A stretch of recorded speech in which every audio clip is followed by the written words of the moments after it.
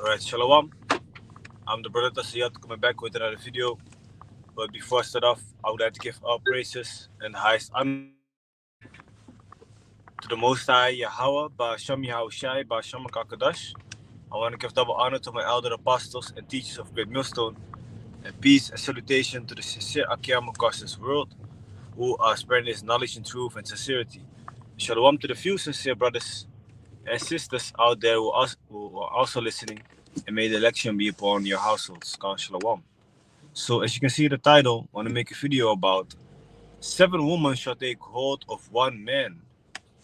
And where does this come from? Well, this actually comes from the scriptures. Okay, Isaiah chapter 4 verse 1, which shows you that 7 women will take hold of 1 man, because it's gonna be a scarcity of how do you say it, a shortcoming of high value men, so to say, man. And when shit hits the fan,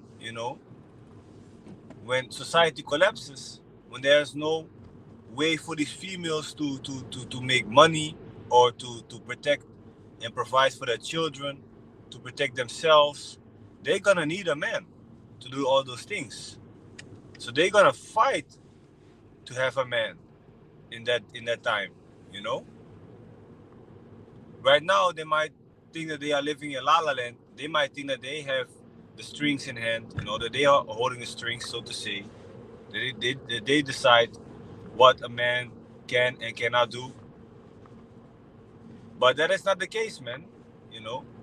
The man decides what's gonna happen, when he's together with a woman, and it's not the other way around, man. That's also another thing, a woman is supposed to follow the man. He's the one that's supposed to lead, and she's the one that's supposed to follow. That's the way the Most High made it. There's just a hierarchy, man. Like when you go to your job, you have your manager or your team captain or whatever, and you just obey your orders at the job, right? Otherwise, you're gonna get fired if you're gonna keep going or go crazy against your supervisor or somebody like that. So why at home do you think it's gonna, how much more at home, so to say? Okay, should be following your orders of your husband, Just stay. How do you say that? In your lane, so to say, man. Like, certain things are meant for the woman, certain things are meant for the man. Okay, we both have our roles, man. Okay, and also physically, of course, a woman is made to be able to bear a child, to get pregnant. A man is not made to get pregnant. A man carries the seed.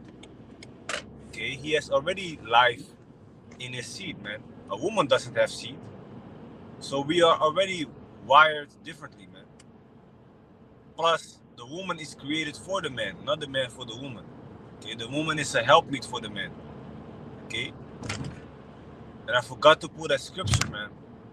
But the scripture says that the woman is the possession of a man. Okay, and when there is no hedge, there the possession is spoiled. It's lucky. Let me see if I can grab it real quick.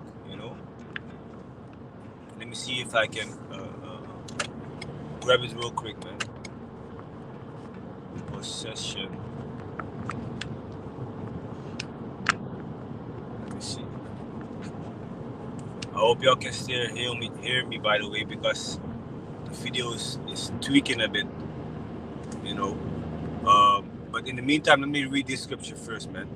This is Sirach 25:26. If she go not as thou wouldest have her, cut her off from thy flesh, and give her a bill of divorce, and let her go. So if she doesn't move according to your wishes, according to your ways, according to your agenda, so to say, you can cut her off, man. But you are not supposed to just cut a woman off like that for no valuable, for no valid reason. Okay. But if she, for example, commits adultery or does witchcraft, you know, all these crazy things, you can just cut her off, man. You know, or if she constantly battles and goes against you, you know, gives you a headache all the time, all the time goes against you, does the opposite of what you wanted to do, you cut her off, man. Okay. The scripture says, you know, see what is evil unto your life and give not that unto it. So if this woman is fucking evil for you, you cut her off. You know. But basically, if she not go as thou wouldest have her, cut her off from her flesh and give her a bill of divorce and let her go, man. But if she does listen, you know, even if she doesn't follow Yahweh Bashim Yashai, like even if she is not in this truth, but she's not hindering you from following Yahweh Bashim Yashai, she's not hindering you by being in his truth, you know, she's not hindering you by she's not hindering you in making your videos if that is what you are doing, or going to camp or doing your studies, you know, then you can just be with her, man. She doesn't have to be a woman that is also in the truth, you know. She doesn't have to be in the truth also. That's also what the scripture shows you, man, in the book of Corinthians, if I'm correct. But like I said, man, let me go here.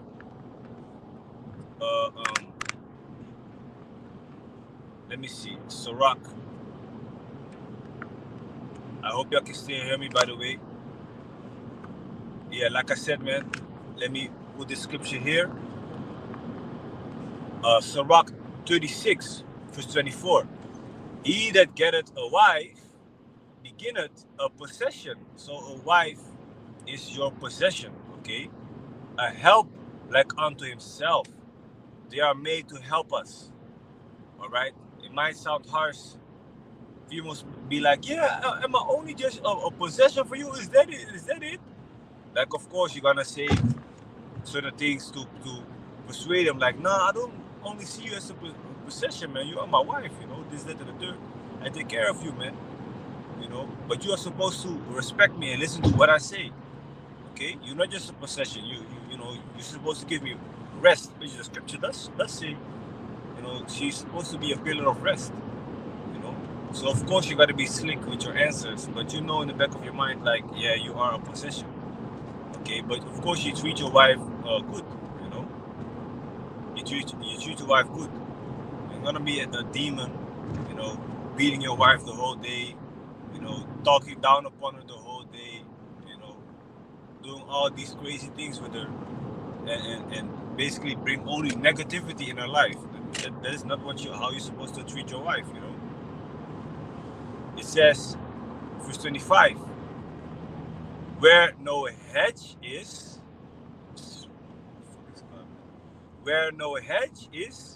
there the possession is spoiled. So wait a minute. The possession is gonna be spoiled, right? Who was the possession? The wife. How is the wife gonna get spoiled if there's no hedge? So who's the hedge? The man. What is a hedge? It's like a protection. So if the woman doesn't have a man to protect her, she's gonna get spoiled, man. People are gonna take hold of her, you know, to say it like that. Okay. So it says, and he that had no wife will wander up and down mourning. If a man, you know, doesn't have a wife, you know, he's gonna be kind of, you know, sad, because, you know, he wanna cuddle with a wife, he wanna have intercourse with a woman, you know, you wanna do some things with a woman, but you don't have a woman, so you're gonna feel some type of way about it, of course, man. But the point of the scripture is leading up to the Isaiah 4:1, okay, to the hedge, because that is what a man is, a protection, and that is what these females are gonna need in the time to come. You know, they're gonna need it in the time to come. You know, now they think that they have a choice. In that time, they won't have a choice, man. And the elect man, the 144,000, okay, the elect man is gonna be the most high value man in that day, man. That is gonna be the man that is gonna be able to protect all, you know, his household, you know, their household, Salakia, and their wives, with the protection that they have from the Most High, Yahweh Bashim Yashai, you know, plus the spiritual powers that they will get.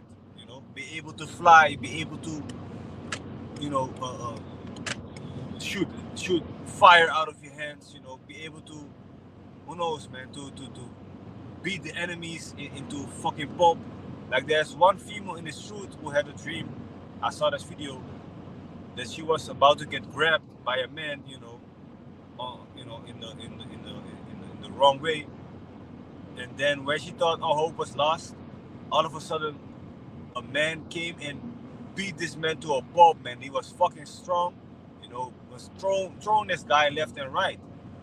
That's the elect man. That's how elect man is gonna be, crazy strong. So that's what his females are gonna need. Now they might believe that they don't need no nigga, like they say. I don't need no man, I don't need no this, that, and the third. You're gonna see in that day, man. You're gonna see what you're gonna need. So Isaiah 4:1 in the King James Version, and in that day 7 women shall take hold of one man. And by the way, the number 7 is an indefinite number, so it doesn't mean literally 7 women. It could mean 2, it could mean 5, it could mean 20, it could mean literally 7. Okay, just a certain amount of number of women are gonna try to seek one man, and they are not gonna care if that man already has other females. At least they're not gonna care about it as in the way that they are caring about it right now. Like, yeah, I don't want to share my man, this, that, and the third. In that day, you're not gonna be in that mindset, man. It's gonna be totally different. It says, we will eat our own bread. It says, saying, we will eat our own bread and wear our own apparel. Only let us be called by their name to take away our reproach. So they want to be part of that man. The man, of course, is going to have intercourse with them. So they are part of the ones that will be protected through him. So they're going to eat their own bread, so they're going to take care of their own food and their own clothing. Okay, usually that is what a man is doing when he takes another wife, like the scripture says. He can take care he should take care of their food and their raiment, which raiment is clothing, But in that time, they are so desperate that they be like, nah, you know what? Forget about all that. I just want you to protect me, man. So their standards, it's symbolically their standards are gonna be low. They're not gonna care. They just want that man to protect them and be there for them. It says, Isaiah 32:1. Behold, let me read Isaiah 4:1, by the way, in the NLT version. Isaiah 4:1 in the NLT.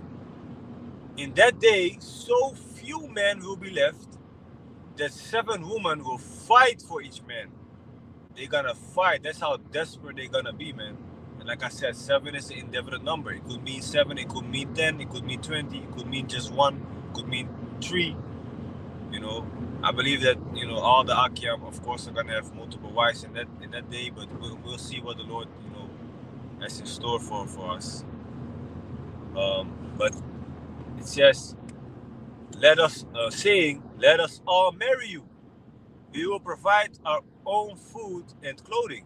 Only let us take your name, so we won't be mocked as old maids. And it's a shame if you, as a woman, don't have a man. If you're so-called single for life and things like that. That's not the way it should be.